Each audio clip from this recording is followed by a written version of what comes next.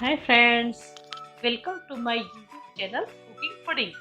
તો આજે આપણે બનાવશું લાપસી, પણ છૂટી નહીં, કુકરમાં બનાવવાની છે.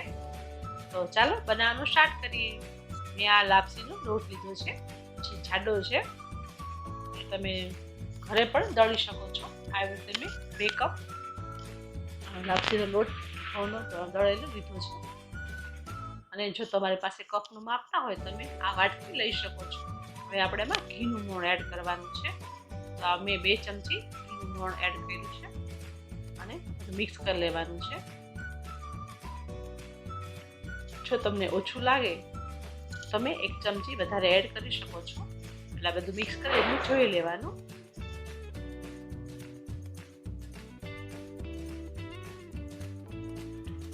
મને થોડુંક મોણ ઓછું લાગે છે, તો હું 1 ચમચી ઘી એડ કરું છું, જેથી આપણી લાપસી એકદમ છૂટી થાય. અને લાપસીમાં મોણ હોય તો જ લાપસી સરસ થાય છે. તો આવી રીતે મિક્સ કરી લેવાનું છે.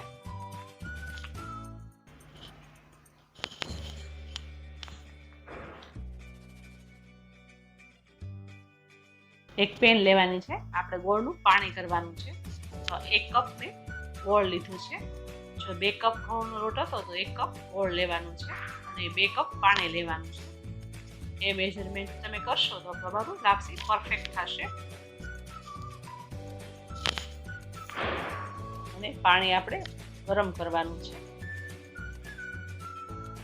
જ્યાં સુધી ગોળ ઓગળે નહીં ત્યાં સુધી આપણે પાણી ગરમ કરવાનું છે. ગોળ તો હલાવવાનું છે ચમચીથી, જેથી ગોળ બધું ઓગળી જાય. ત્યાં સુધીમાં આપણે એક આ કુકરનું ખાનું છે, તમે તપેલીમાં પણ કરી શકો છો. એ આ લોટ જે છે આપણે મોણ દીધેલો એ આમાં એડ કરવાનો છે. તમે તપેલીમાં પણ કરી શકો છો. મેં આ કુકરનું ખાનું લીધું છે. આવી રીતે આપણે એમાં બધો જ લોટ એડ કરી દેવાનો છે. અને પાણી આપણું ગરમ થઈ ગયું છે. અને આપણે 1 ચમચી એમાં ઘી એડ કરવાનું છે. ઘી એડ કરવાથી આપણી લાપસી એકદમ છૂટી થાય છે.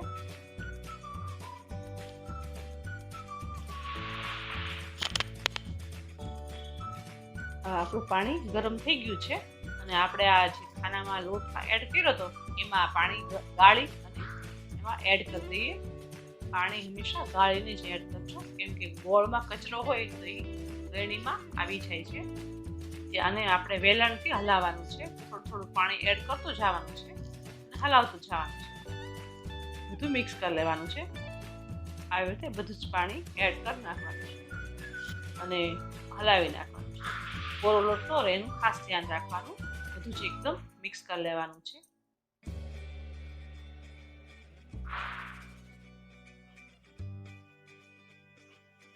વેલણથી હલાવશો તો તમારે લમ્સ નહીં રહે. જો ચમચાથી હલાવશો તો એક એમાં લમ્સ રહેશે. વેલણથી લમ્સ નહીં રહે. હવે આપણે કુકરમાં પાણી એડ કરવાનું છે. એમાં એક કાંઠા જેવું કે રીંગ મૂકી અને આપણે ખાનું છે કુકરનું એ મૂકવાનું છે.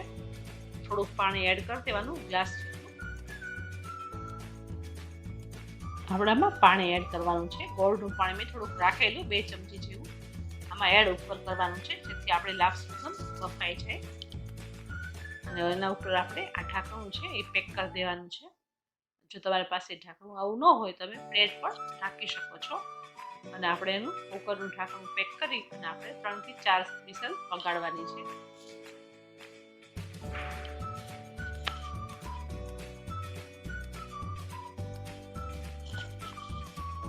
આપણે 3 થી 4 વિસલ થઈ ગઈ છે. કુકર પણ આપણું ઠરી ગયું છે. તો આપણે ખોલીને ચેક કરી લઈએ અને એને બહાર કાઢી લઈએ અને થોડી વાર ઠરવા દઈએ. ઠરી જાય પછી આપણે લાપસીને છૂટી પાડી દઈએ. તો આવી રીતે તમે ચમચીથી અથવા ચાકાથી તમે આવી રીતે છૂટી પાડી શકો છો.